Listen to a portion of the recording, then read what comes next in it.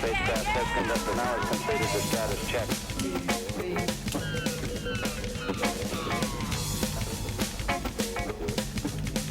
Ignition sequence start. 4, 3, 2, 1. Power transfer is complete.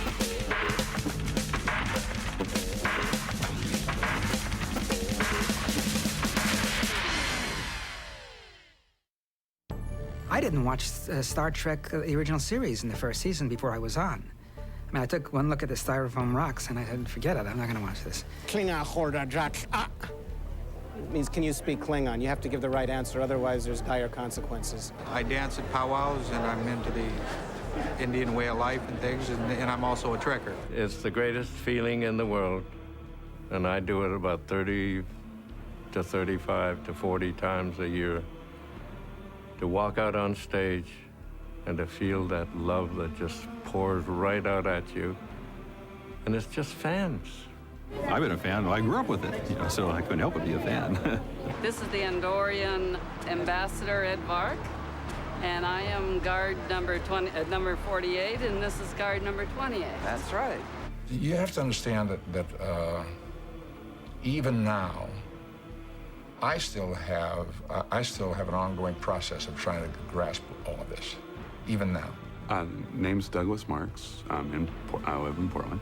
I've been a fan of Star Trek for a number of years. I mean, I actually started watching it back in the 60s. You know, I've been in this for 7 years now, and it's starting to become normal.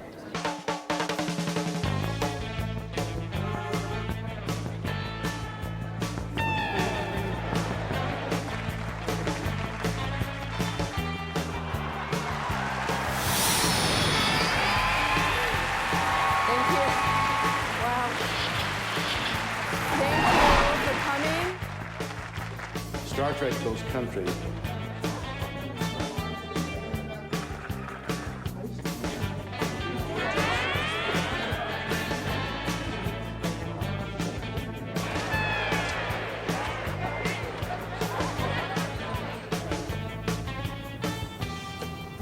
In 1987, I auditioned for a show called Star Trek: The Next Generation.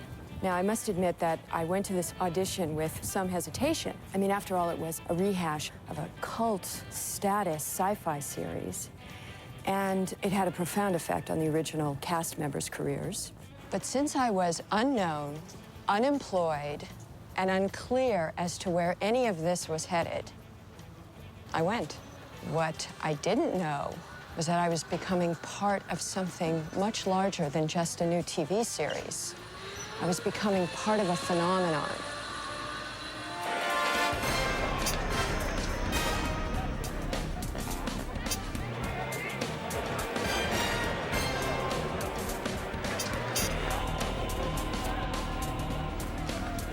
My name is John Paladin. The Klingon name is Kurg. I'm Harminder Howe from Glasgow, Scotland. My name is who am I? You're Lieutenant Commander. I'm Lieutenant Commander Horatio, and from the starship Battle Queen. My name's David Silverman. I'm from Central New Jersey. Canton, Ohio. San Diego. Virginia. Melbourne, Australia. Biloxi, Mississippi. Berlin, Germany. I have fans that write me from Germany, from Italy, from Australia, from England. I've been to conventions in all those places. How many conventions have you been to? Probably close to 50 or 60. Really? Yeah. I mean, like I said, you got to have something to do. This is my third convention. We've been to probably 20 or 30 or more. I lost count, you know. I've been doing this since 1969, so it's, I almost hate to admit, this is my 366th convention this weekend. I have attended, over the course of about 8 years, 28 conventions. I'm going to be spending this day in preparation to go to the Pasadena Star Trek Babylon 5 convention. I'm going right now to pick up my new tailor-made Star Trek First Contact uniform to wear tomorrow. Hey, Travis. Hey, Gabriel. How you doing? Come on in. So Linda dropped it off? Yes, she did. This is the uniform to be featured in Star Trek First Contact. Linda Thuringer, our club's captain, and Garrick impersonator, really outdid herself here, except I do have a couple minor quibbles, like the red stripe here. In the actual movie, it's going to be about half this thickness, but she can change that easily. And the lines running across here are more prominent in the actual versions, but then again, she can just do some top stitching there. She wanted to take the legs down a bit. I don't see why. But overall, fantastic. This is going to be your car, Gabriel? I hope so, because 14, I'll be 15 in June. Another year after that, I'll be getting my license. It's the Roddenberry. I wish I could fly. I'm ready to go to another planet, I'll tell you that much. Obviously, someone never grew out of the 1960s. Yeah, I spent a lot of time in vans, that's for sure. We're going to put a laser beam on the front, so when we're driving on a foggy day, we can shoot like a 1,000-foot beam.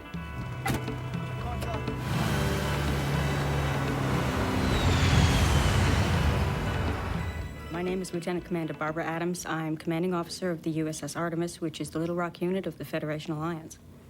I'm here at the Sci-Fi Convention in Boston, where Federation Alliance has brought some of our things up here. I've come because a lot of people have shown a lot of interest in what I did in going to the trial in my uniform. I was selected, summoned for the jury for the Whitewater trial in Little Rock, Arkansas. We've had a lot of curious people asking about the organization and also looking into my drawings, which I do as sort of a hobby. I studied graphic design and I enjoy drawing, and I also enjoy drawing the Star Trek people. One of our charters in the Federation Alliance is to perform community service. And as commanding officer, I'm the role model for my crew. And so I felt it was necessary and a good decision for me to wear my uniform. For more than a week, everybody's seen the picture of Barbara Adams. And each morning, there seemed to be more and more reporters because they were waiting to see if I was going to come in my uniform. And it got to the point where it was just a wall of cameras, tripods, reporters, and I would literally have to walk all the way around them just to get to the door because they would not move. It just got ridiculous. My brother had a picture of her on our refrigerator for 2 months, walking out of the courtroom in Arkansas. And one of the newspapers had reported that every day I would walk past the reporters with a Vulcan-like stoicism. Wow. So they don't know how close they actually hit the mark, because usually before all this brewed up, I would always come to these conventions and our appearances as a Vulcan. And there was a bus driver that I already met. He kept asking me, what are you going to do? Why do you keep wearing the uniform? What are you going to do if the president comes down to testify? And I said, I'll wear my uniform. He said, but it's the President of the United States. I'll wear my uniform. We came to a stoplight. He turned around and he looked at me. He said, you are a brave woman. Every day, I wear my communicator badge, my rank pips, and my tricorder. To me, as being an officer in the Federation Alliance 24 hours a day, even when I'm not in uniform, I still want that known, that I'm at heart a Starfleet officer. I used to read about her in the newspaper, and I saw her, and I got her autograph. Basically, the philosophy behind Star Trek that she is so promoting is the philosophy behind an honest juror. That's what you need on a juror, is an open-minded person. Based on the ideals of Star Trek, yeah, I think she'd be an asset. This is what she wants to do. This is America. I mean, we should be able to do what we want to do. You know, look how we want to look, say what we want to say. I think she's a pretty neat lady to have the guts to kind of be herself, even on an important thing like being a juror. You can put on a uniform for football year-round, nobody cares. Basketball year-round, nobody cares. Put on a Star Trek uniform, people get a case of the giggles. I don't want my officers to ever feel ashamed to wear their uniform. And so I went to a civic duty. What we do is community service. I was performing my civic duty. I wore my uniform just as any other officer in the military would wear theirs. I came to meet the stars. I could see a different side of the stars, the personal side. While I was in Florida, Ruth Ann presented me with this belt buckle on my 138th birthday.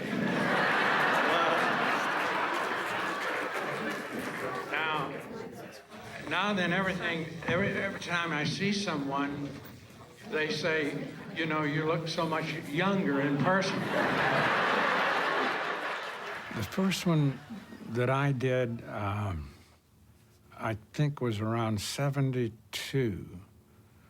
I got a call to come to New York. They had done one convention first, and I think it wasn't really a convention.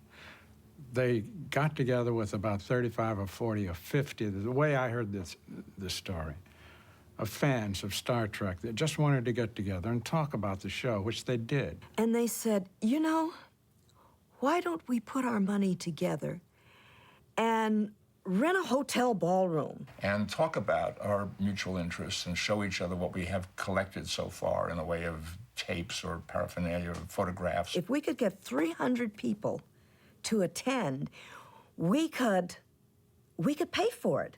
And I thought, they're inviting me to New York?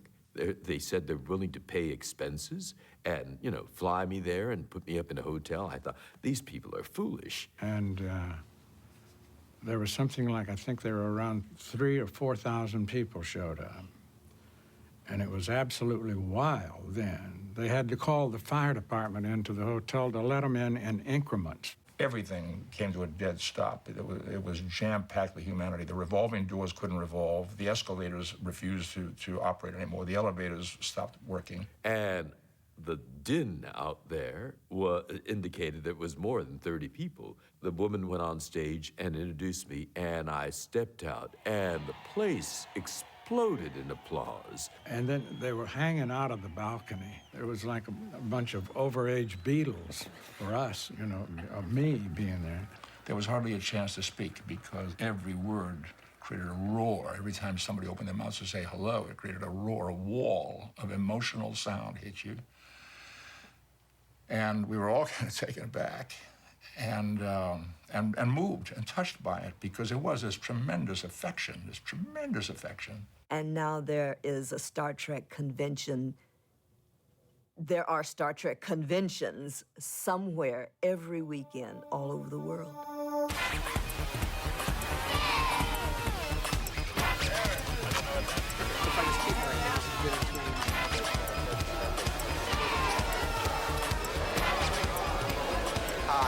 Hi there. Could I have a schedule, please?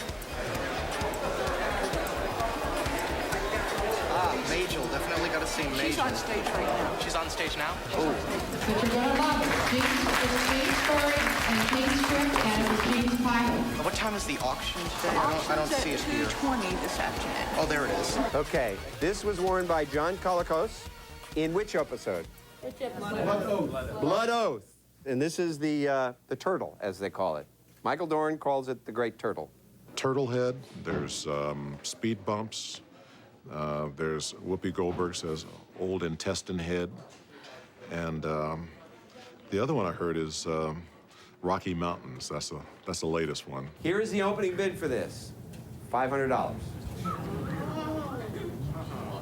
$500.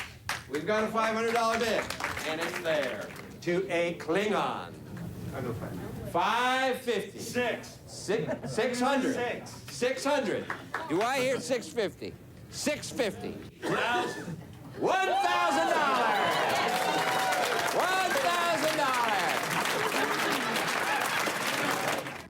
$1,100. What? 1,200? Yeah. 1,200. Okay, $1,200. $1,200. $1,300. $1,400. Going once. $1,400. Going twice. $1,400 sold at a bargain.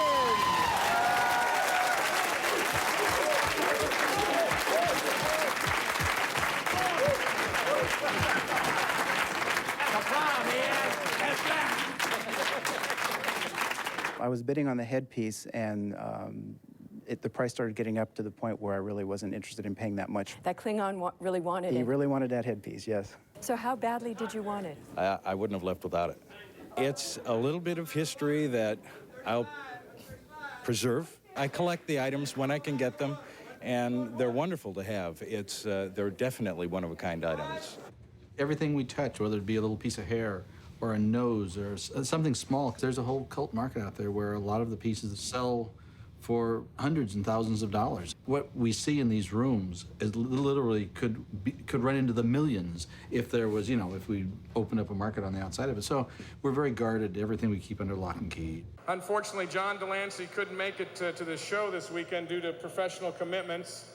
We do have an autograph here. Looking for. Well, the Q virus was the most bizarre thing.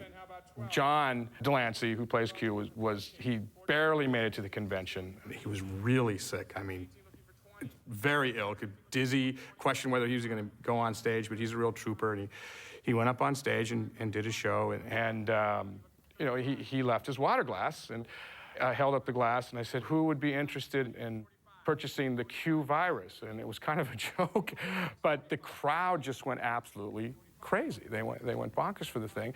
So I went ahead and auctioned off the glass, and it went for, I don't know, $40, $60 or something like this. And a guy bought it, and he came up at the end, and I said, look, it was half full still. I said, look, you don't want to drink this. He's very sick. I mean, he's very, very ill. Oh, no. Oh, no, I want to drink it. I want to drink it. And he downed the whole glass right there, and he yelled out, I've got the Q virus. I've got the Q virus. And he's planning to spread it all over the world.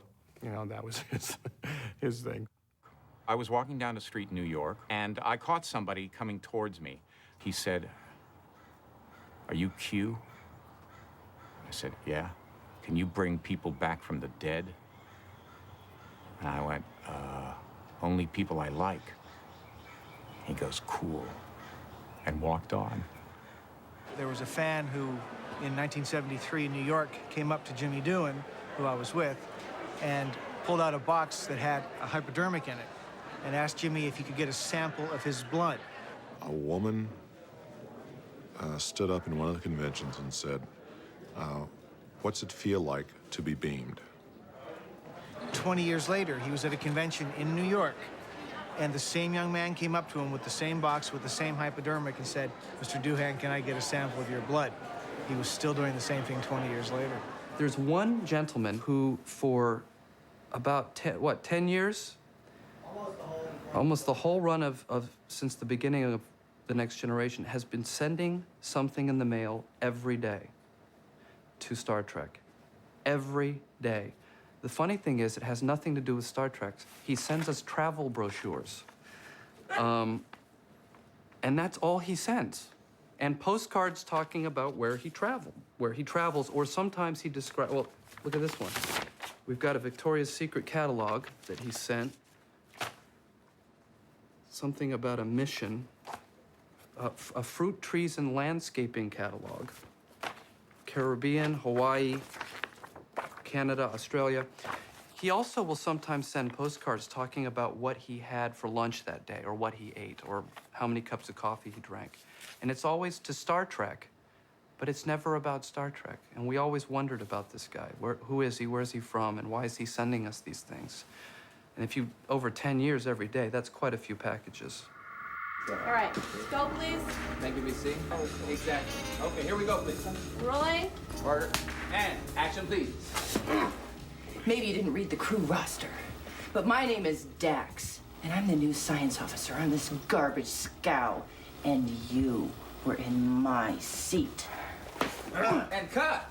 Very nice. There was a young man who was confined to a wheelchair, and his name was Jordan LaForge. The young man was given 6 months to a year to live, and he attributes the fact that he lived for many years after his prognosis to the fact that he watched Star Trek. Finally, when he did pass away, Gene just thought that having somebody in that place, you know, as Geordi, would be a perfect example, a perfect sort of a nice thing to do in memory of him. Originally, Geordi was the pilot of the ship, so he wanted the pilot to be, you know, the blind man, and the blind man is the one that's flying this ship.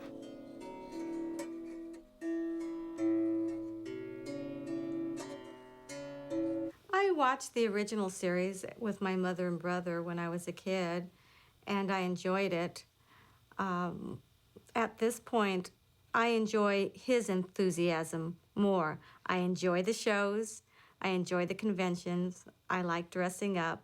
I love dressing her up. But I enjoy his fanaticism. It's contagious. And what makes you a fanatic as opposed to a fan? I think the fact that I'm so much into it, I do a lot of collecting, I relate to so much of it, I know a lot about it. It's more than just a casual, I enjoy the show, I enjoy the concept, I'm really into it. This is the Trek room. This is, my room. I can design it the way I want. I can put what I want in it. Although you do notice it's spilling out into the other areas of the house. Yes. This is the bathroom, and we've carried the Trek theme in here. Have our Starfleet towel set. And all of our Federation blue tile here, we offset it with these 3 hand-painted Trek tiles. The planets, the Enterprise, and one of the enemy. We asked whether we might visit Cape Canaveral, Nichelle and I, and we peered in one of the portholes, and there were astronauts working in that. They turned around and looked, and they recognized our 2 faces peering in at them, and you should have seen their eyes light up, and they came scrambling out of that place, and the first thing they did was, ask us, can we have your autographs, please? We went there to get their autographs, and they, in turn, were asking us for ours. Star Trek came along at a time when I think the public was really kind of hungry for that sort of adventure, and it went a long ways toward stimulating a lot of interest into the space program. Star Trek is a cultural icon, and it's part of the lexicon now. As a psychotherapist, I have Star Trek stuff in my office, and I use Star Trek metaphors that everyone understands, even if they're not a fan. For example, when I talk about people having a defensive reaction, I talk about the shields going up.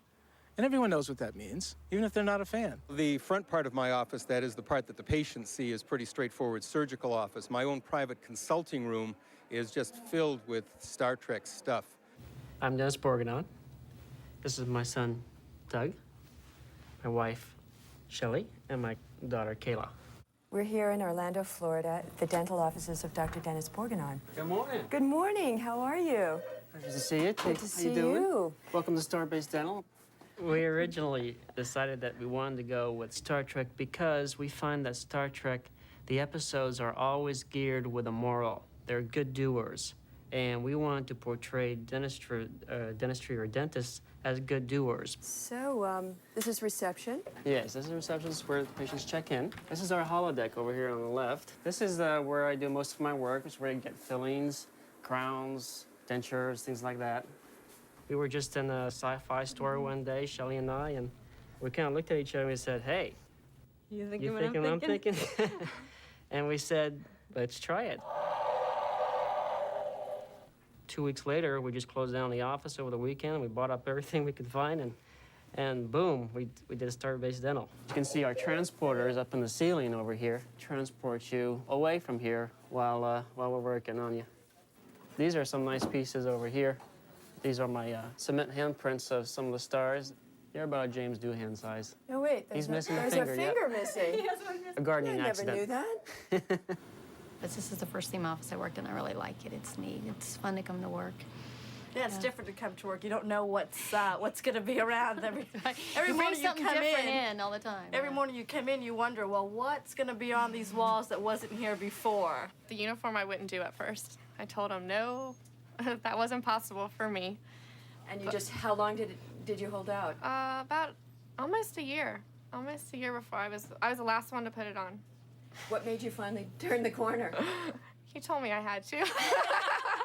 She cried a few times. He told me I had to. We actually dress up like this at home, and we take turns being different characters, and it helps our Relationship, yeah. Yeah, it does. How's it going out with different people? Really? Yeah. I haven't done you yet because I'm not tall enough, so he usually puts a wig on. He has to portray you. And then I have to be Data. Or Quark. Yeah, Quark. Sometimes Quark. And how do the patients respond? Most of them like it. I think the Star Trek theme in the dentist office is great. It takes your mind off where you really are. It's not like any other dentist office I've ever been in, that's for sure.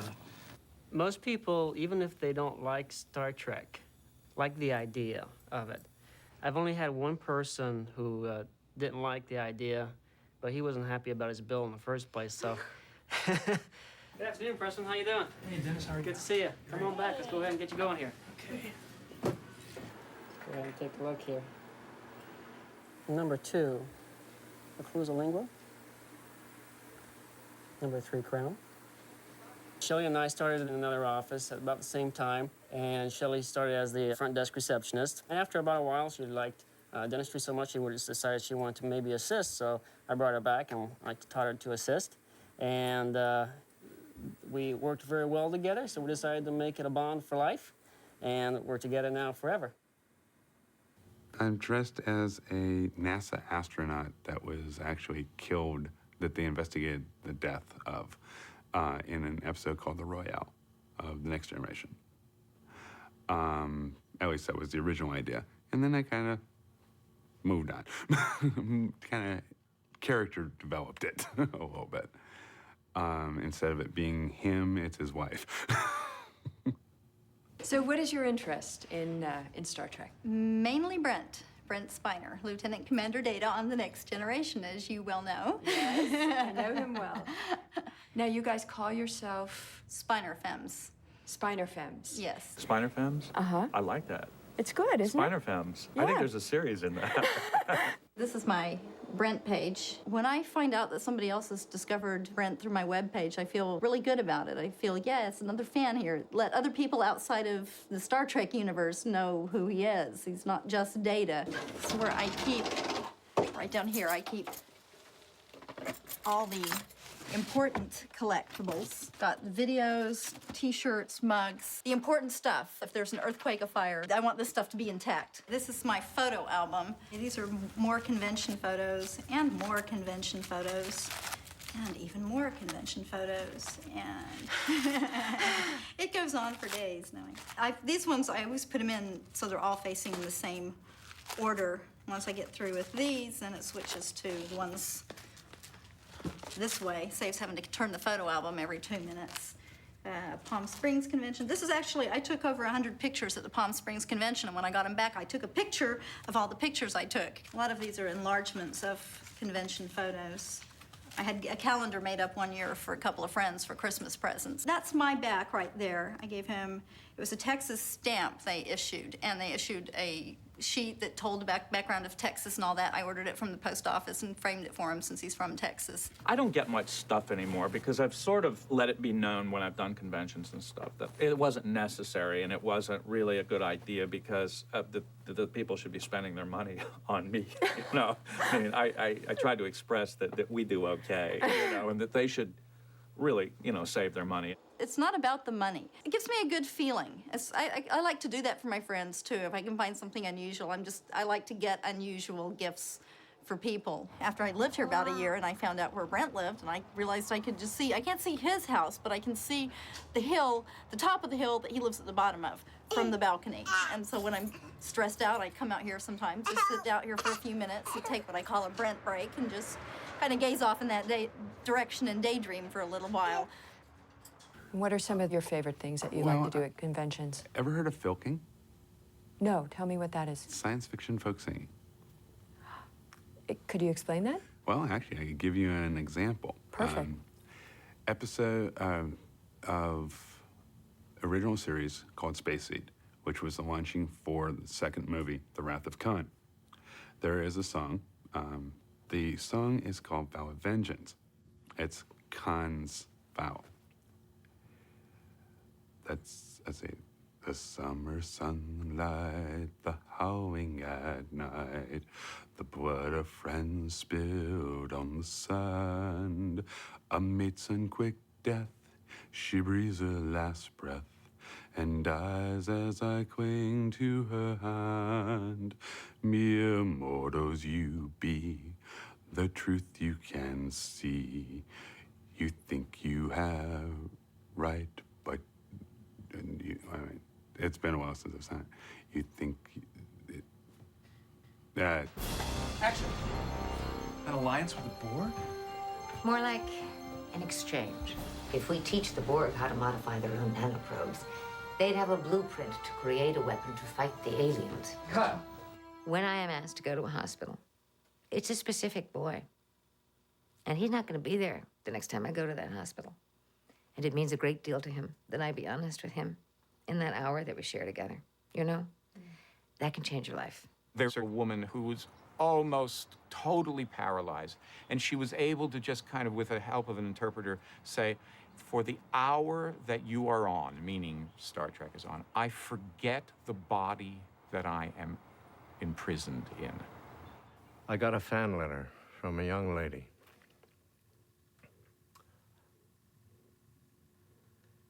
It was a suicide note.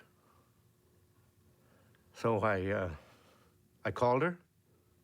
I said, hey, this is Jimmy Doohan, Scotty of Star Trek. I said, I'm doing a convention in Indianapolis. I want to see you there.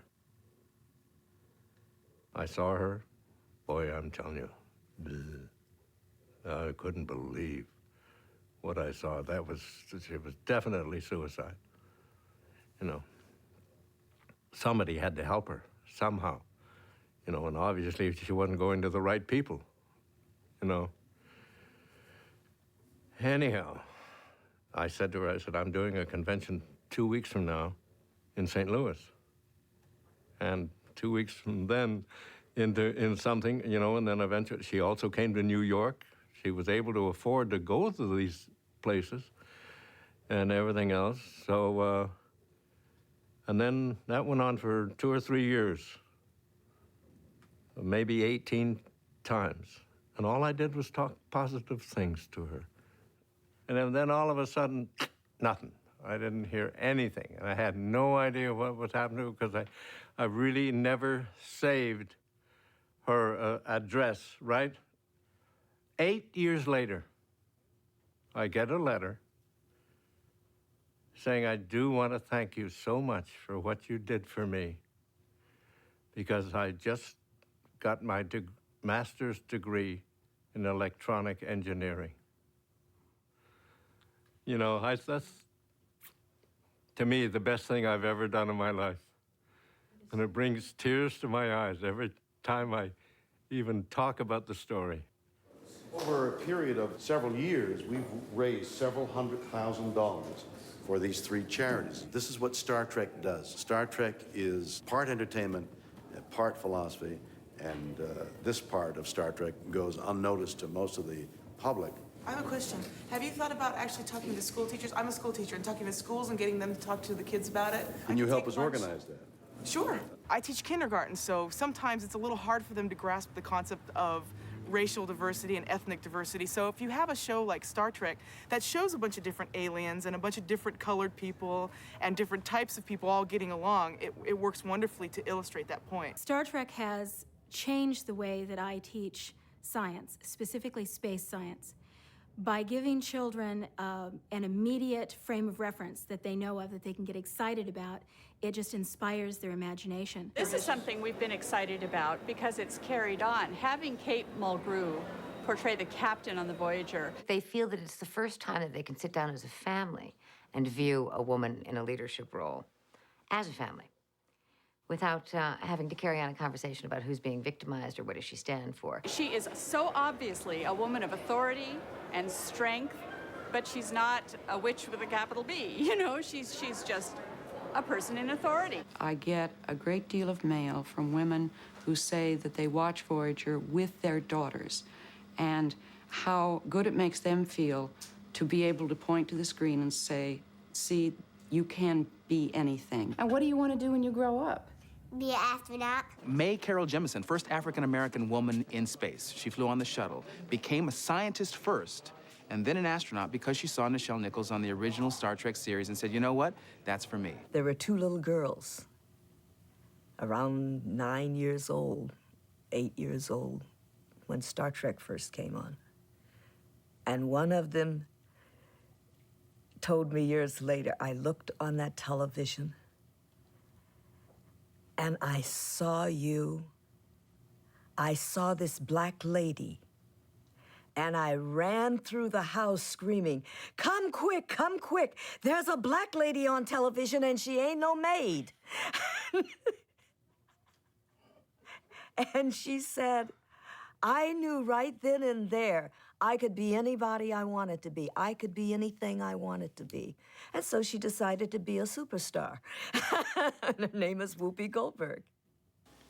I'm Joyce Mason. And I'm Evelyn DiBiase. And we host a radio show called Talk, Trek, and Beyond.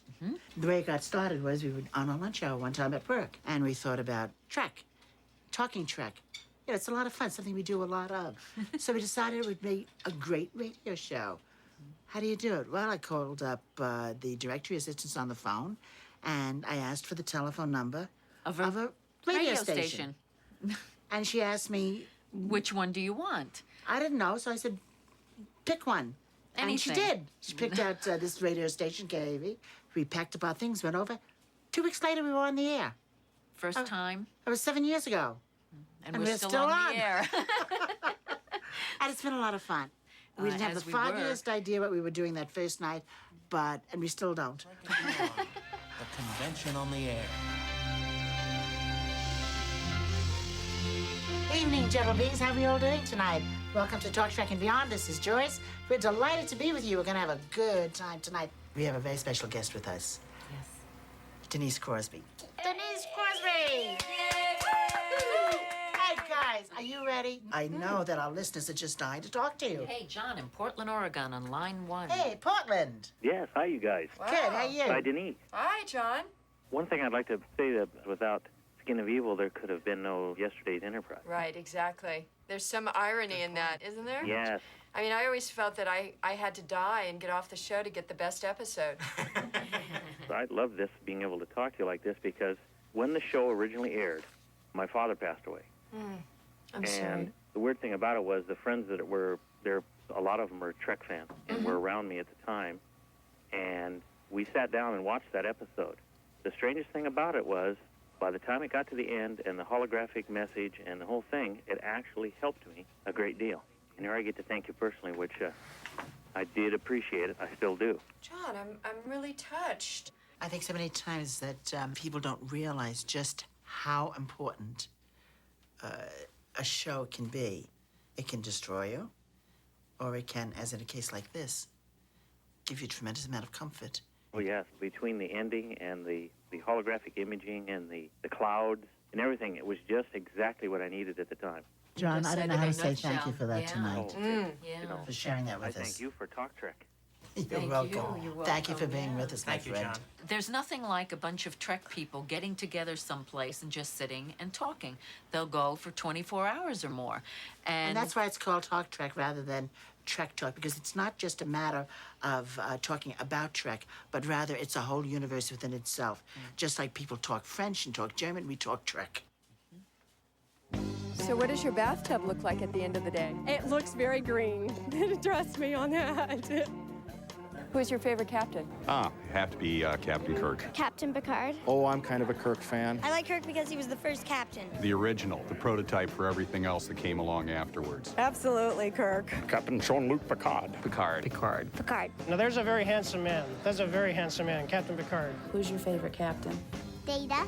Well, Data's not a captain. No, I don't like any captains. Who's gonna be Captain Kirk? Come on, come on. He's a stud. I could almost say Janeway. Janeway's a stud too, but... Janeway. I'd probably say split between Janeway and Kirk. Kirk. I like Avery Brooks, too. But that's because he's cute. Who's your favorite captain? I am. I couldn't pick one captain over another. The emissary. The emissary is definitely the most important. He is most important. But to place the others above the emissary would not be right. When I got the job, everybody said, oh, the Trekkers, the Trekkies. Well, in fact, they're very smart.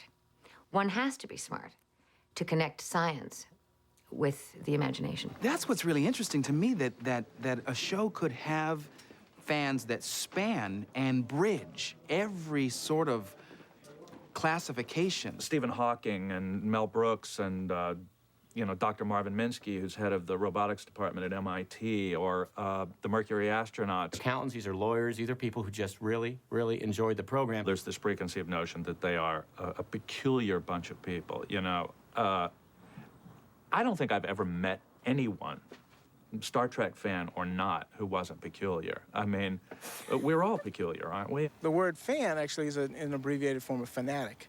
And there are some people who fit that category, who are the people who really do need to get a life. But most fans are pretty normal people who have a hobby, who have a sense of the desire to escape. And, you know, they know it's a show, and you know, nobody really gets lost in it, but it's just fun. We are the largest ship in the San Diego area. We do a lot of community service. We go and visit abused children in hospitals, and we work fairs, and we're having a miniature golf tournament in 2 weeks. And Dressed as Klingons? Yes. You play miniature golf dressed as Klingons? Yes, yes. We're going to donate the money to charity. My name is Marco Krend, and what I've done is develop the Klingon language for Star Trek. Nugnech, our only greeting, translates quite literally to, what do you want? When they played Klingon softball, I never devised words for, you know, you're out, you're safe, something like that. So they had to improvise. And the way they improvise is, you're dead, you're alive, which works just as well. I like the way Klingons believe, the code of ethics and honor. What I've done is turn around and tattooed Klingon insignia. It took me about 2.5 hours of work with a homemade pen to get it inked in. This is a Klingon disruptor pistol. 2 basic settings. This is the stun, that's the stun setting. Never have I heard it been used in Star Trek. Not only has Klingon been spoken just in the movies, it turns out that people like to speak the language, people like to learn the language. The Klingon language camp is something that we've been having for the last 4 years. It's a summer program for people to learn the language and customs of the culture. Klingon hol. Klingon hol. Klingon hol de jakla. Klingon hol de jakla. Marge. How do you say kill? Hoch, hoch, hoch, hoch, je hoch, je hoch, je hoch, je hoch, je hoch, je hoch, je hoch, je hoch, je hoch, je hoch, maar hoch, maar hoch. Koi pupe pu, mapo yapo yeshui, shemak shuv meu, mashu malog, emacho chu, a shevek macho pa pa. They just came out with the first full edition in Klingon of Hamlet. They're working on translating the Bible. There's a team of scholars doing this, and they've translated the theme song to Sesame Street, the theme song to Gilligan's Island. Klingons are really popular. Klingons are very popular. It's an interesting phenomenon. I mean... And you said that with a straight face. Klingons are popular because they're fun. Klingons allow us, as non-Klingons, to express a certain aspect of our personality, I think, that we're not allowed to do in public.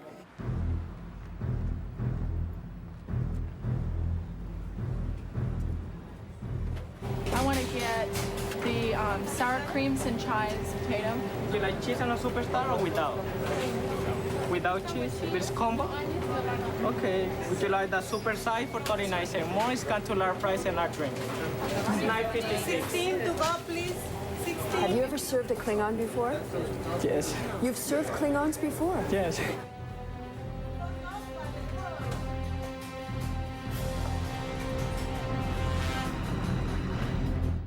When I was 6 years old, January of 1989, I attended my first convention, and here is a picture from it. One day, I was at home, and I get a phone call, and Gabriel at the time was 6 years old. And the school calls me up and says, would you please come and pick up your son? And I said, well, what's the matter? Is he hurt or what? They said, no, he happens to be wearing his Star Trek uniform and his pointed Spock ears and full makeup, and I don't think this is the right attire for him to wear at school. It was a Catholic school, too. So they made me come and pick him up, which I thought was pretty funny. And it took him years before he really could comprehend that he wasn't supposed to go to school like that. But that's the way life is when you're 6 years old. Wearing my plaid pants and tie. Another interesting thing that... Oh, for God's sakes, I'll get that. You're the one that told me that... Hello? Okay. Peter, this is the worst time you could have called. Go away! Okay, bye. Okay, here we go. Around this entire section here, we have my collection of autographed Star Trek action figures. And over here, I have the collection of the 4 captains. This Cisco here might look a bit messy because I shaved it with an X-Acto knife because of his new look this season and painted on a goatee with model paint. over here, I put up somewhat of a chart with my data illustrating the evolution of the uniforms in the past few years. We start out here with data in the second season Lycra jumpsuit, which I heard caused the male actors back problems. Then the 3rd through 7th season two-piece uniform, and then the Generations jumpsuit version, and now the gray-shouldered First Contact garbs, which of course I am wearing now. I normally dress up as Data. One lady thought that I was Data and came up to me, and she had her baby, and she was like, will you touch my baby? I've been asked to bless people. One wanted me to sign the interior of his car. To marry people. Oh, wow, he touched my baby, he touched my baby.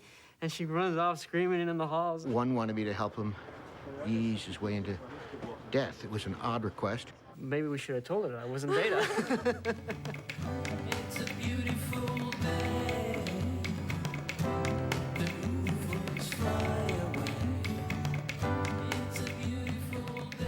The Mark and Brown radio program, 95.5 KLOS. All right, now there is a Star Trek convention in town this weekend. A lot of Trekkies are here. They're coming from all over the world. In celebration of that group of people in town, we, Mark and Brian, now give you the Star Trek theme.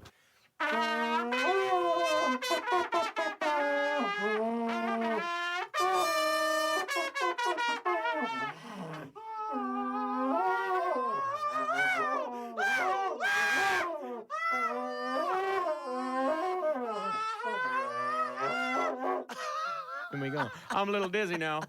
All right, we'll take a commercial break and return. Do you have a favorite episode? The original? Well, of course... The original. Okay. Oh, okay, mister.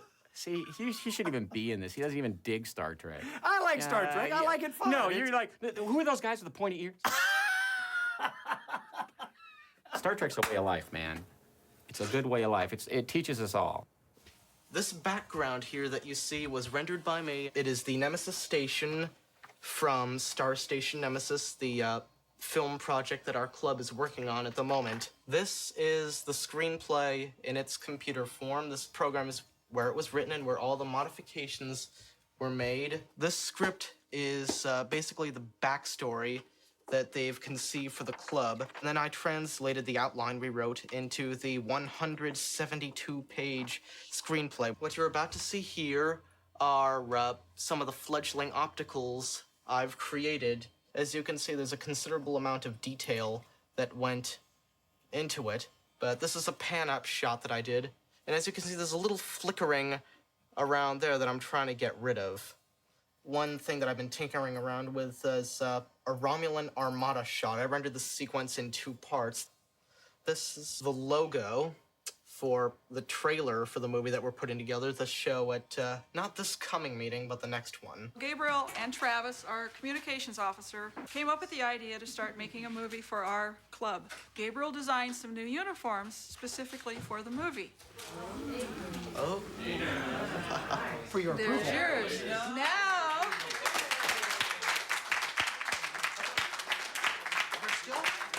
Still in process. now you have to decide which one you're going to wear tomorrow.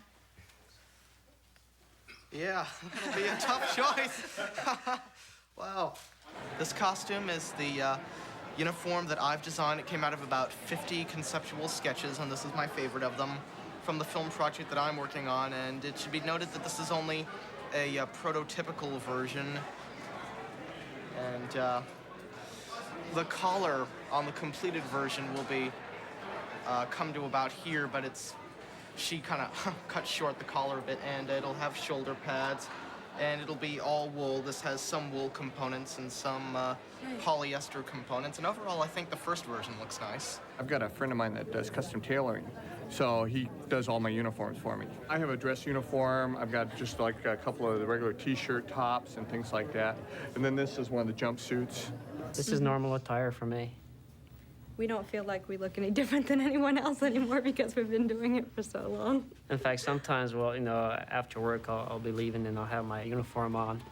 People will be staring at me, and I'm like, what are they staring at me for? To me, it's just natural.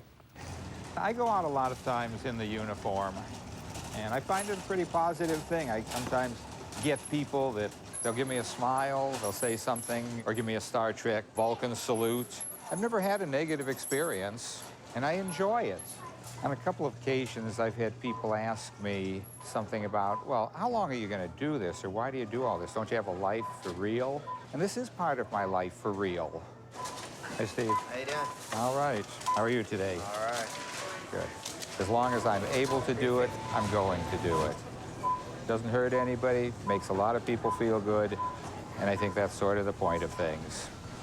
I'm going inside now to some of my favorite stores to search for new Star Trek memorabilia, hard-to-get action figures, and the like. You know, I spend around maybe $300 to $400 a year on Star Trek merchandise, but if I could, I'd spend a lot more, about way over $1,000. The reality is, Star Trek fans devote more time, energy, and finance to their object of affection than any other group of people in the world. I am a diehard Star Trek fan, and I'm going all over the country trying to get everything I can before I die of Star Trek. Well, this is the Data Redemption, the red Playmates doll, the one that's very rare and valuable, and I got it for $25 at a convention, and now they're going for $250, $300, which, not that I'll ever sell mine, it's not for sale. These dolls and things all have numbers on their feet, and they look for the lowest number. I'm about to do a valuable trade for these two figures from the Huntsville, Alabama convention that go for about $100 a piece because they were limited to only 10,000 for the equally rare Thomas Riker figure because I'm getting the better end of the deal because the production number was a bit lower and it goes for considerably more on the secondary market than this set. And these there are you from go. the convention? These are from Huntsville. Huntsville, that's the only place you can get these, huh? Yep, and some were numbered over 10,000, but that was a mistake. They used parts from another figure. Ah, interesting. Thank you. Those are actually the legs from the Cage Spocks. Okay. How do you know all that? I'm on the internet. I'm keeping those for myself.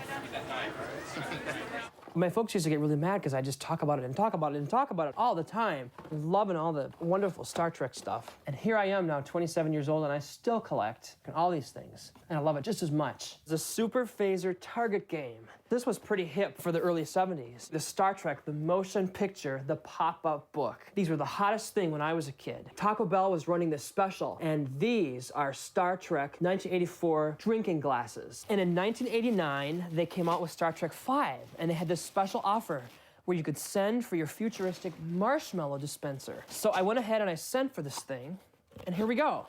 It's still intact. It's like mint in a bag. All this stuff has like overtaken my house in such a big way. One of my goals is to actually build like a great big shelf where I could actually display it. That would be kind of neat. When we first started doing the Star Trek cruises, the fans came because they wanted to have quality time with the stars. Each fan has their picture taken with all of the stars and Star Trek guest celebrities around them. Tell me about the passport. It looks like a U.S. passport, but obviously it says United Federation of Planets, and we filled it out. It's sort of a thing you pick up at the conventions. I went to Honduras and Belize, and they just stamped me in. In fact, I even have one scary. U.S. immigration, February 7th, 1994, they stamped me in. Coming is Jimmy doing Scotty's director's chair. It's my wife is flying in with that today, and that'll be for sale? Yes, that's for sale. Here's the sign. We have the sign. Oh, and that's worth what? $375. Wow. Well, I don't know if it's worth that. We put a price on it. We hope it's worth that. I don't know. It's hard to put a price on something like that, though, really. It's probably worth $1 million. Whatever you collect, you can usually find it at conventions. At a typical convention, you'll find a plethora of dealer tables selling a variety of Star Trek merchandise. Over here we have some gorgeous cardboard stand-ups.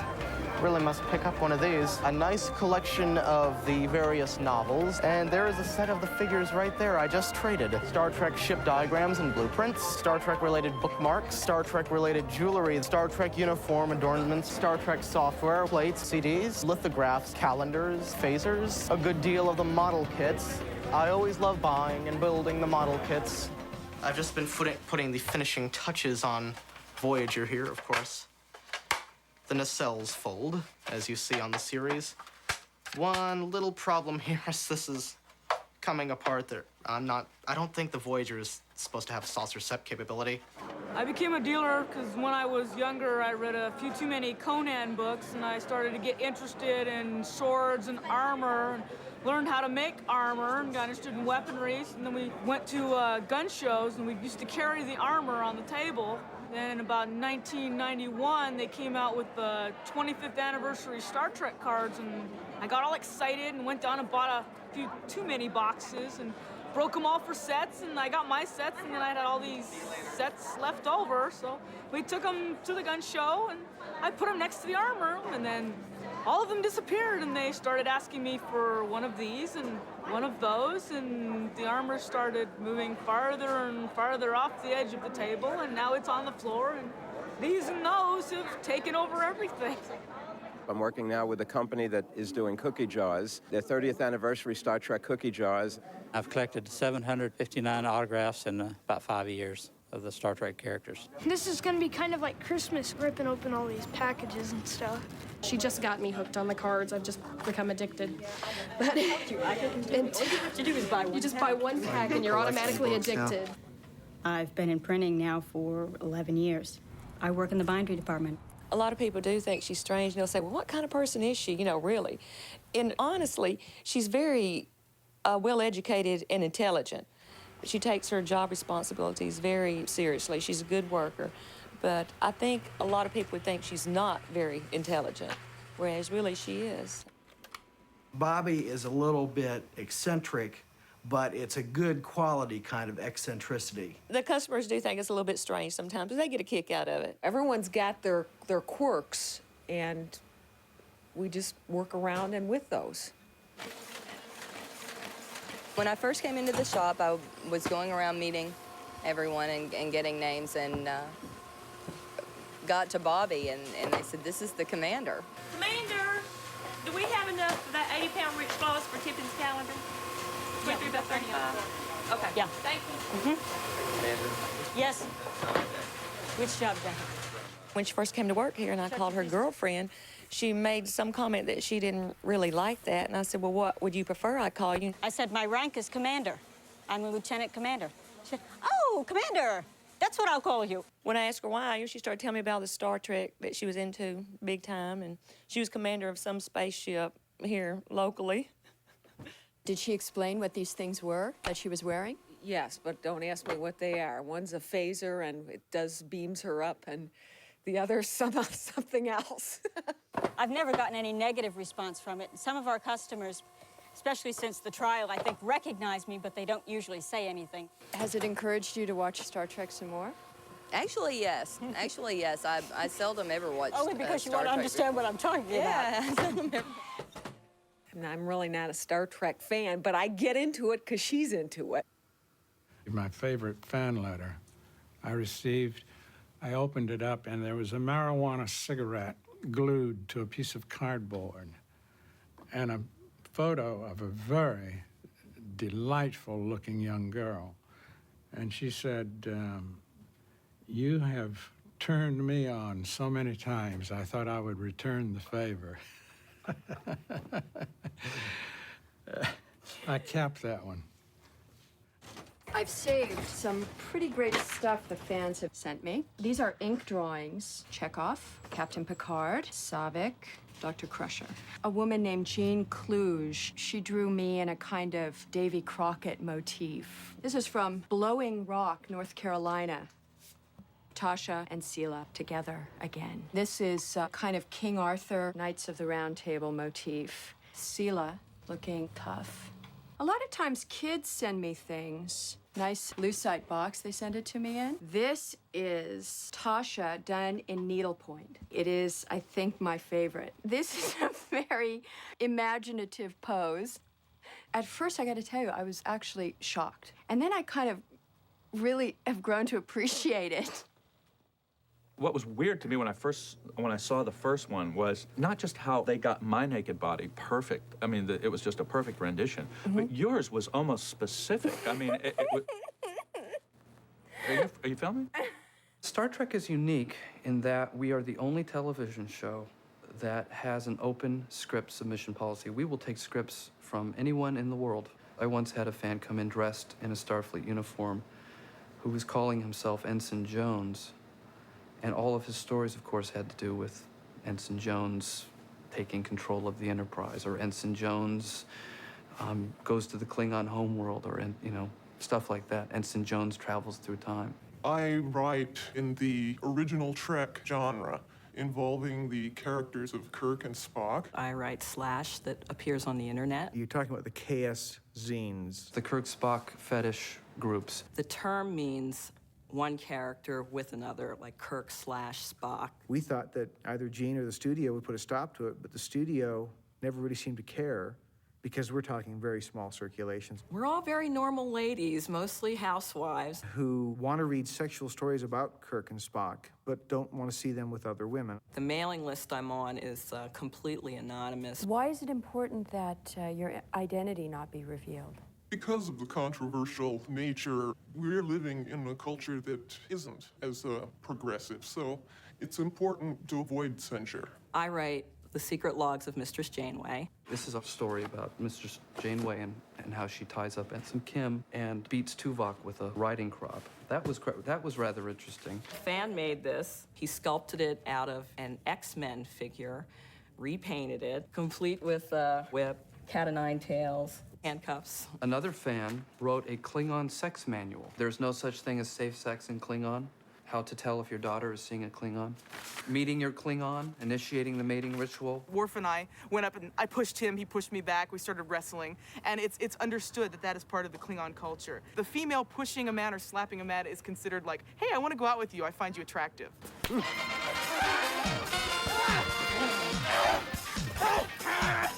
I don't have it with me anymore, I threw it away, but they had made from latex a Klingon condom.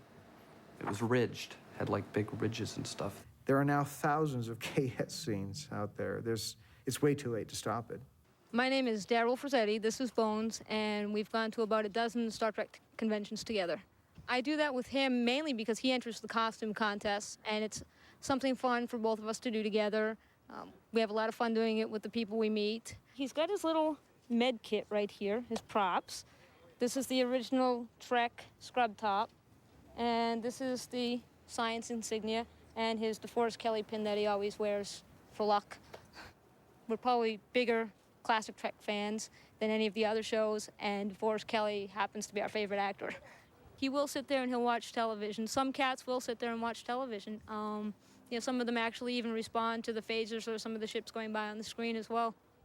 We're here for this convention, and we're old friends who met because of Star Trek, and we're having a 13-year reunion. First time we've been together, the four of us, in 13 years. We're so divergent in personality and backgrounds and our family styles and everything, and yet we have this common thread of Star Trek, which keeps us, you know, together. Remember when the first convention we went to, we've forgotten what it was like. We were at the convention and we were all accepted. And when we left and we went back home, we had to act normal again. I think if there's one thing in this world that I would take to my grave with me forever is the fans. They are so loving and they are so warm and they are so tender. And if you go someplace like into a convention and you don't have any friends there, you don't know anybody there, you really do. Because they're all thinking somewhere along the line, they're thinking like you are. My family thinks I'm the odd one of the family. They think I'm totally weird. But I found this club and I found out I'm not the only one, so I guess I'm not so weird after all. It's really great to go to a convention and it's like a family reunion. My wife is here and she and I met actually in a Star Trek club. I know a lot of people from around the state that I would have never met unless I had joined this club. So it's meeting people, it's about people. What we do is we usually set up a recruiting table so that we can get new members to join the organization. Recruitment happens every waking moment. Every time you see one of us, either in uniform or out on the street, if our mouth is open and breath comes forth, we're recruiting. We belong to two international fan clubs, the United Federation of Planets International and the Romulan Star Empire. I'm Linda Thuringer. I'm the captain, and my Romulan name is Aoife Tillevette, and I am the commander of the Praetorian Guard for the Romulan Star Empire. Steve Mena. I'm the first officer, and my Romulan name is Menhal Tra Laharan, and I'm the sub-commander of the Praetorian Guard. I'm the security chief for the Nemesis Station, and I'm also a member of Romulan Star Empire. My name is Terrace Tano. I'm the chief medical officer on the Nemesis Station. I thought at first that I was a little afraid to come to my first meeting, but it was just a lot of fun. But the thing is about this group is that it is unique. I think people are really educated that are in this group. They know a lot about science. They know a lot about what's going on in the world. And it's neat to be with people like that. I think it's really fun because you can, because it's the only place that I can think of that you can goof off and grown-ups goof off the same way and about the same subjects. Are you a Trekkie? Totally. How do you say Trekkie? Langwit is a Trekkie. Langwitjich. Langwitjich means I'm a Trekkie. I'm a traveler is really what that means, but close enough. Are you a Trekkie? Yeah, I'd say I am. I am a Trekkie. Not card-carrying. I'm not the kind that wears uniforms all the time. He is a card-carrying Trekkie. He has a credit card that says Star Trek on it. At times I'm a Trekkie, and other times I'm a Trekker. Every serious fan considers themselves a Trekker. Trekkie versus Trekker. I don't even know what that is. It's a generational type thing. The Trekkie is either saw old Star Trek when it first came out or started in with the reruns early in the 70s. The Trekker is primarily someone who started in with Next Generation or forward. Trekkers seem to be like snobs. I'm not a Trekkie, I'm a Trekker. Trekker sounds a little pretentious, but at least it's preferable. A Trekker is, in fact, a Star Trekker. They are walking with us, right? The Trekker is motivated. The Trekker is in motion. The Trekkie is a sort of neutral, benign, harmless viewer who just wants to watch. I am a Trekkie. Actually, we're called Trek-ins, but yeah, I am a Trekkie. Are we going to take a trek? We're not a couple of Trekkies, right? Then we're watching the trek, but the Trekker then is coming with us. A Trekker is somebody who enjoys Star Trek. They probably have a small collection at home. They're really into it. They go to Star Trek conventions, and sometimes they'll dress up, things like that. A Trekkie, they live their life according to the Star Trek laws. I myself prefer Trekker, but I'm not quite as adamant about it as some of the other fans out there. I don't really like the Trekkie Trekker labels because there's so much negative connotations associated with that. You say, oh, I'm a Trekker, and then people just start making all the rude comments, etc. So I'd rather, be known like as a Spiner femme. I usually just refer to myself as a Star Trek fan and just forget about this whole Trekkie Trekker debacle. I met William Shatner the first time on The Tonight Show. I was fortunate enough to get the name of the casting director, and I sent her a package and found out that within a couple weeks after I sent that package that he was due to be a guest. They wanted me to come on and do a quick spot with him, which we did, and it was great fun. He was a perfect gentleman to me. My name is James Kirk. I changed my name because ever since I was little, I always wanted to change my name to something I would enjoy, I would like, something more befitting, my character. I've had a lot of ridicule, but I've had a lot of positive. A lot of people go, God, I wish I had the guts to do something like that, or just change it to something I would be pleased with. And I go, you can. You can do anything you want in life. I am with the Starship Riverside from Riverside, Iowa. It's a small town that's become famous because in the movies, Kirk actually says he's from Iowa. About approximately 12 years ago, Riverside proclaimed the right to be the future birthplace of Captain James T. Kirk. And so far, it's been a big boom to the town. We have our Star Trek Fest the last Saturday at every June. We get anywhere from 3,000 to maybe 6,000 people to town. We have a parade, a carnival, a contest. It just really boomed to the town. Hey! Jimmy, my boy! Happy birthday. We've been having this party now for years. It seems like every year it gets to be a little bit more fun. A couple more people come. It started off small, and now the younger people are coming. And this year we had a girl come and everything. So, I just foresee it going on and on. It's just kind of a fun bonding thing we do out here. Every year I whip up my world-famous Romulan concoction. I won't reveal the ingredients. I like the Vulcan. The Vulcan's a very logical person. That's why I like Spock. And he's very logical. And with the conventions that we go to, there's a lot of Klingons. And being a Vulcan, it's kind of nice to kind of stand out in that way. And, you know, the Vulcans are obviously a lot bit smarter than the Klingons as well.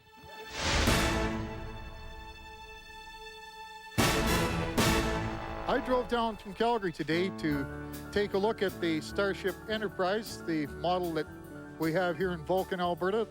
I'm really impressed with the beautiful job they've done on it. And I think it's really great that here in Canada, the town of Vulcan has adopted the Star Trek theme. We really enjoy having people from all over the world to talk with and share with us their stories of Star Trek and the things that they've been involved with. I'm visiting Vulcan today because of the Star Trek convention.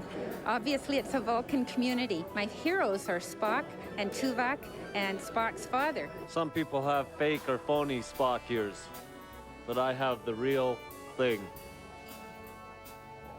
It's been, as you can imagine, 30 years of an amazing experiences one after another. I was at a party once many years ago that Paramount was giving a big promotional party for a number of their movies, and a lot of the stars of these various films were there, and I was invited, and the place was packed with people, and it was in New York, and I felt a pair of hands on my shoulder, and as somebody whispered into my ear, said, "I recognize you. You had your ears fixed." It was John Wayne.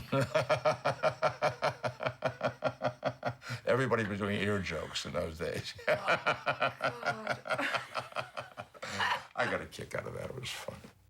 There's a great deal of my personality that is Mr. Spock. I try to function on logic and intelligence and not get carried away with emotion. I do consider myself, as I say, half Vulcan. I did draw the line, though, at having my ears surgically altered to points. It was just too expensive. But I'll tell you the real truth. If I had the money, I would do it. I don't march to the regular drummer. Mm-hmm. You would go through the pain of having your ears. Yeah, I really would. It's not so much. Yeah, I really would. I like to be different. Mm-hmm.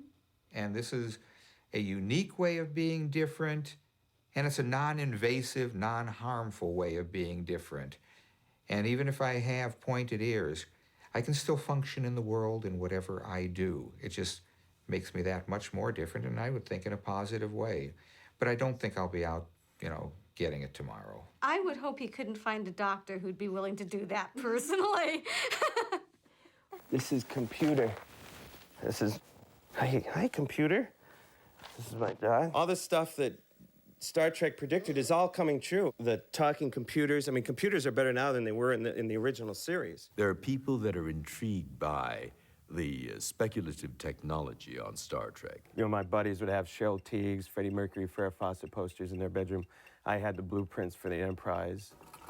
I started to build this, Nomad. This is from the episode The Changeling, where the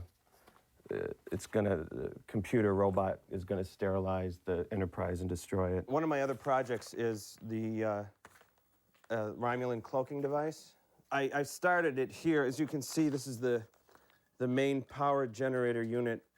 This is the round part here of the actual cloaking device. And I think I can modify it just like they did in the Enterprise incident. I can modify it for use on a Federation ship. I built a lot of stuff, like a communicator, phaser. The best one, the one that's the coolest, is the chair that Captain Pike was in after he was crippled from radiation burns.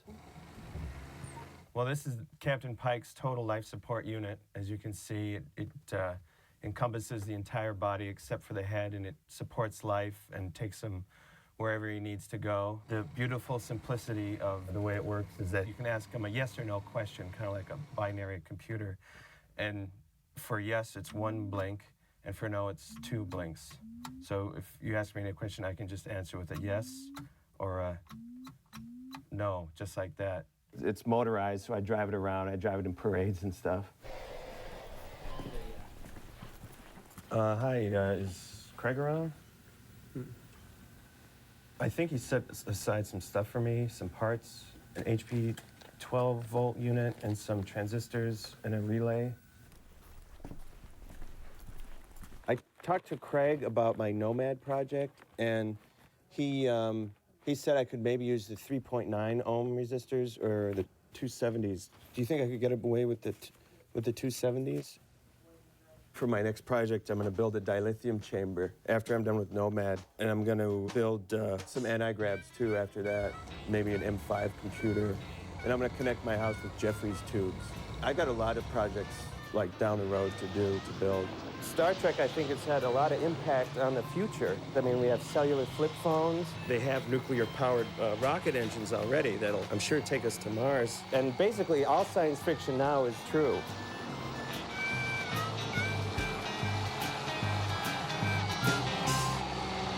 Star Trek has always been a real fun part of my life. Matter of fact, it was one of the big motivators for me going to the Air Force Academy. It encouraged me to go out and study. And being that Star Trek took place in space, it turned my interest towards things of a space nature, such as astronomy and astrophysics. As a result, I got both my bachelor's and my master's in astronomy, and I now work as a data analyst for the Hubble Space Telescope Science Institute. I really liked Spock's mind, his logical mind, and that pushed me into a logical field, or at least it helped push me into a logical field, which is computer science. It's unbelievable. Oh, It has absolutely. had such an effect just from an educational angle alone. Oh, it's affected, I mean, all of us, all the actors have received so much mail. I get a lot of mail from parents who tell me, we really appreciate what you did because you've provided a positive role model for our son. I very much support the future that Gene projected as far as an elimination of hunger, an elimination of poverty. I think that Star Trek has a really, really neat message. The whole infinite diversity and infinite combinations is something that's very attractive to all of us, and it's something that I wish the world would grasp onto as beautifully as the Star Trek fans have. People of all races, religions, political backgrounds, sizes, shapes, etc., are all absolutely equal at a convention, and nobody is ostracized because they're different. And I think that attracts a lot of people because elsewhere in their lives, they don't have that kind of freedom. Well, this weekend was great because I got to go to the convention and pick up some great stuff at the dealer tables and meet some of my favorite cast members from the series and get their signature, and talking to them, shaking their hands, just the most wonderful thing you can ever imagine. Well, I also got to meet a lot of other fans very similar to myself, and they're great, gorgeous people who really know how to place Star Trek in the proper context with the rest of their lives, and that's a unique gift for fans. I met a very wonderfully talented lady who's a political cartoonist, English lady, named Sue Coe. But when she saw Star Trek, it gave her a vision, not of a world necessarily that she could live in, but it gave her a vision that it gave her an understanding that there were people who were thinking those thoughts, the people who were making the show. The reason most of the people I know like Star Trek is it expresses issues that can't normally be expressed in today's society without somebody coming down on you or looking at you funny or hauling you off.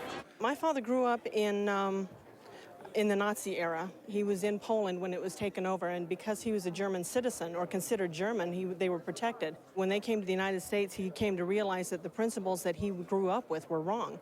And when we watched Star Trek, he would tell me, now the things that they're doing there is the right thing to think. The right things, you know, like treating people like they're equals and treating people with respect. I would love to believe that everybody can get along in the future. We struck a chord with the youth of this country, and particularly those who came back from Vietnam and the hippies. Plus the fact that it came at a very turbulent time when the future of society, the planet, everything was up for grabs. Nobody knew where we were going. For the first time, people on television, people saw themselves, men and women, as equals. I think I like the hope and the chances that gives people. Especially gay men and lesbian women. They living in a world and a society that's not accepting there's a dream that one day down the road, there will be acceptance. I think Gene Roddenberry at that time offered a vision of hope and that we would have a future. Not only did we not annihilate ourselves on this planet, but we are going forth. What progress? What with a sense of adventure. Gene said not only there is going to be a tomorrow, but it's going to be a better, kinder, more gentle world tomorrow. And he'd like to talk about the things that bug us today, which was back in the 60s, and put them in some kind of a disguised form, because, of course, the network would never let us talk about things that were political or war or stuff like this. We couldn't mention the black-white problem. So you know what happened. We painted Frank Gorshin half black and half white, and his adversary was half white and half black. We set them at each other, and it looked so ridiculous up on screen that everybody had to look at it and say, hey, we get this. I think this is going to be my basic prediction here, that Star Trek will become the blueprint for the 21st century. The philosophy, the ideals, the prime directive, they're all going to be a genetic map to, for a better future, a better tomorrow, for better mankind. My feeling is that we've had a great time. We've had 30 years. There have been tribulations and trials as well as triumphs. But the consensus is of a very, very positive nature. I don't want to be one of those people who's still talking about it 20 years. Well, it's 30 years after the fact. God almighty, I am one of those people. Oh, my God. No. We would do these conventions, we'd say, well, it'll probably last another couple of years, and that'll be it, 10 years later, we were saying, well, it'll probably last another couple of years. 20 years later, we were saying, good God, it's going to go on forever. I don't think that it will ever die. I don't think something like that can ever die. You've got a phenomenon. After all, this is our 20th century mythology. That's big. I don't know. I hope it lasts forever. It's a good thing. As long as it's thoughtful, it's a good thing. And remember, live long and prosper. Good night, everyone. Good night, all. God bless. Good night. I want to thank all of you from the stamp. And I want you to know I'm a Trekkie too. I love Star Trek. And all I can say is this. Glory, glory, hallelujah. Star Trek's truth is marching. His truth is marching. Ladies and gentlemen, live long and prosper. Thank you. Ha! Thank you. I am a big Star Trek fan, and got beat up most of my life for being a Star Trek fan, usually by sports fans, which I think is ironic, because someone that's like really into football will wear the uniform of the game, a jersey, and walk around town, and that's fine. Yet, if I put on my Klingon uniform and go to Safeway, I'm a big geek, Excuse me, these yams have no honor. I love their motto, we boldly go where no man has gone before. Then when they get there, there's someone waiting for them. James Kirk is an archaeologist. Bones. There's supposed to be this prime directive, you don't tamper with cultures. Because you're so advanced, when you land on their planet, you don't mess with any of their beliefs. You just get with that one thing you need and you beam out. He didn't pay attention to this at all, man. He would just burst into their hallway. Your Bible is a lie. Everything you believe is wrong. Run, freak out. I'm the bloated God being from the sky. There's always that one minority that gets beaten down that don't come back up. It's like, okay, Jim, Spock, Bones, Scotty, and Rodriguez. Rodriguez is dead. When they get down there, Jim goes, Rodriguez, check behind that rock. Regular kids, stand over here. Of course, there's a brain-sucking plant behind the rock. When Rodriguez say, hey, Jim, you check behind that rock. I lost 2 cousins on this show last season. Remember the old one with the 3 brains in the jars? With the gambling problem? Remember that? I bet 400 quatloos on the newcomer. Where are you from? Earth. What's the spread on the UCLA game? A lot of quatloos on that. One day you'll have Klingon comics. Worf is a comic. Thank you. It's a pleasure to be here at the first Ice House on Klingon. Remember when you were in school and your teacher would anger you, forcing you to kill him? My father would be so proud of me, he'd hold my hands in the flames of Brokaw. Scotty, how are the engines? And don't use a metaphor. Aye, sir. The circuit board is cross-wired. Like a Christmas tree on the 4th of July. No, Scotty! The engines, Scotty, how are the engines? Aye, they're overheated, sir. Like a supernova in the middle of August with the windows rolled. No, Scotty, no metaphors. Can I use a simile, sir? No! An allegory? No! Can I tell an anecdote? Klingons are here! Oh, Wesley, little kid. 14 years old, he's never kissed anyone. There's a holodeck on the ship. Now, if I had a holodeck, when I was 14, I never would have left the thing. They'd have to send Captain Picard looking for me. Where's Weinhold? He's in holodeck 1. Doors open up, I'm climbing out of a giant... It's time you saw Counselor Troy. This is Counselor Troy!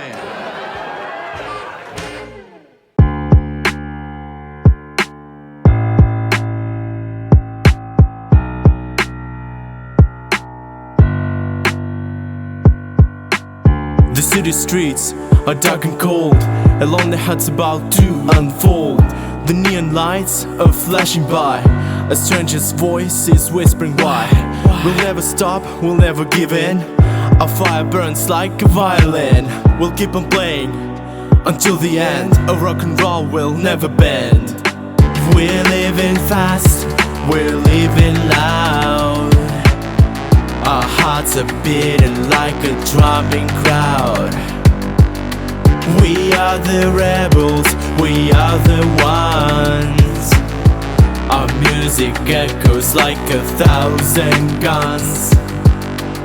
We're driving down the open road. Our spirits high, our passion glowed. We're chasing dreams that seem so far. We're raising hell like shooting stars. We'll never stop, we'll never give in. Our fire burns like a violin. We'll keep on playing until the end. A rock and roll will never bend. We're living fast, we're living loud. Our hearts are beating like a drumming crowd. We are the rebels, we are the ones. Our music echoes like 1,000 guns. We'll never stop, we'll never stop.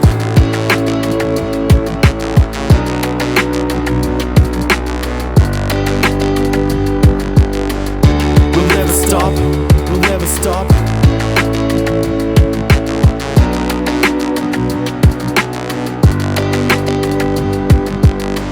We're living fast, we're living loud. Our hearts are beating like a drumming crowd. We are the rebels, we are the ones. Our music echoes like 1,000 guns. We're living fast, we're living loud. Our hearts are beating like a drum